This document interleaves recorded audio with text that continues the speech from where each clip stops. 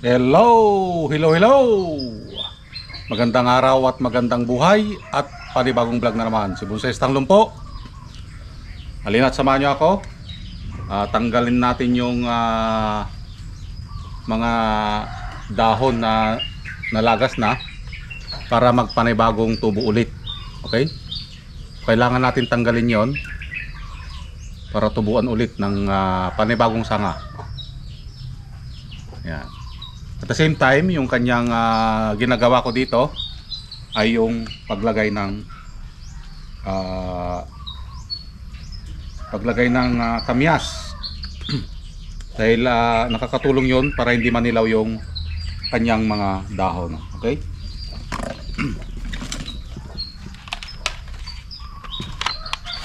So kamyas nilalagay natin dito.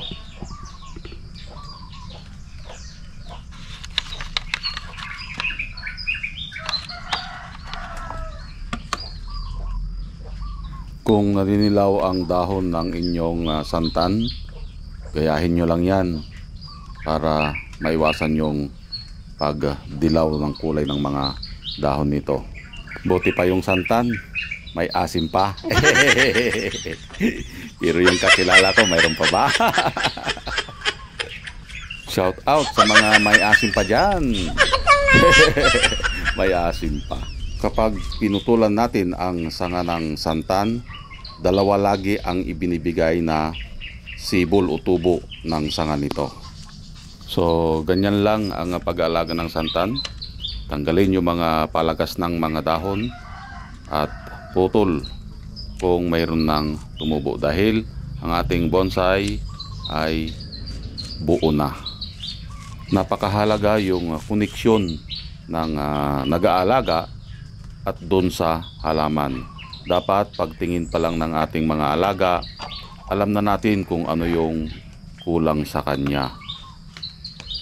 Tuloy tayo sa isa.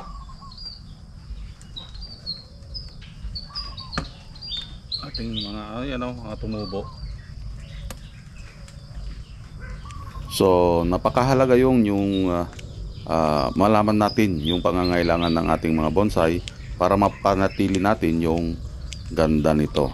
Tulad nga ng sinabi ko, ang bonsai is a living art. So maaari silang mamatay pag ito ay napabayaan. Time at effort talaga ang kailangan sa pag-aalaga ng bonsai. So kung wala kang time, maaring mapabayaan ang ating alagang bonsai, mamatay at ma-deform ang kanyang forma. Kapag ako ay nabuboring, ganun lang yung ginagawa ko. Bumababa, pumupunta sa garden, visit, tapos minsan para na tayong baliw, kinakausap na rin ang ating alagang bonsai. So napakahalaga yon para magkaroon tayo ng koneksyon sa ating mga puno or bonsai na ating inaalagaan. So enjoy lang ang ating panonood at enjoyin din natin ang mga huni ng mga ibon.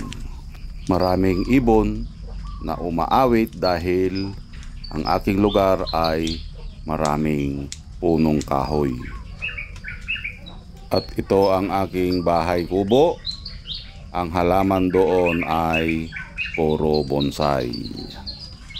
Enjoy lang natin ang ating panonood hanggang matapos itong video na ito.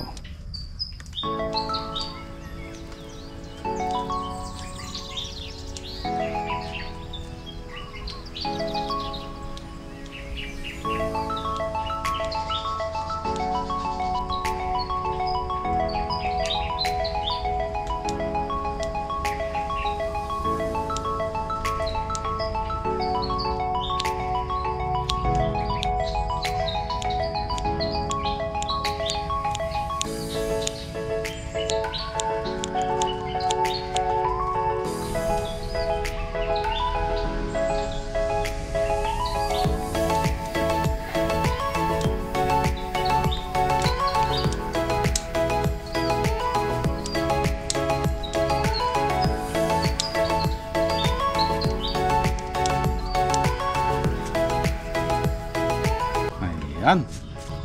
Natapos din nating ayusan or gupitan ng ating mga alagang bonsai, yung kanilang mga maintenance na ibigay natin. So mamaya konti, antayin natin na mainit, doon naman tayo magdidilig. So ganun lang yung ginagawa ni Bonsaistang Lumpo. Pag gustong magpapawis dito sa garden, visit. Napakahalaga yung pag bawat halaman, malaman natin kung ano yung kanyang pangangailangan at yung kanyang kondisyon. Okay? So maraming salamat at nakarating tayo sa dulo ng aking video. Hanggang sa muli.